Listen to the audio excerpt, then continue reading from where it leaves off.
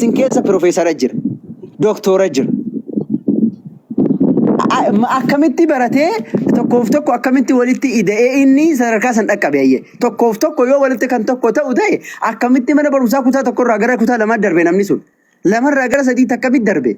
Tokkoof tokko walitti tokko kan jedhu yoo ta'e.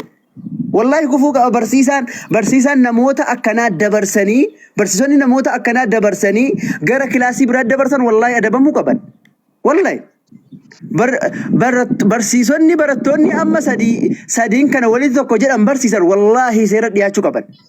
Barsiisonni Itoophiyaa keessa jiran warra kana barsiisanii gallakkisan adabamuu qaban. Seeraan adabamuu qaban. Yookaan warri sadii walitti tokko jedhan akka seeraatti adabamuu qabu. Herrega balleessanii waan jiraniif. Herrega addunyaarra hin jirre, herrega namni tokko barbaadeen arganne waan fidaniif yookaan warri herrega kana fidan adabamuu qaban akka seeraatitti. Yookaan barsiisonni warra kana barsiisan wallahi adabamuu qaban. Eessaa fidanii isaan barsiisan waan kana.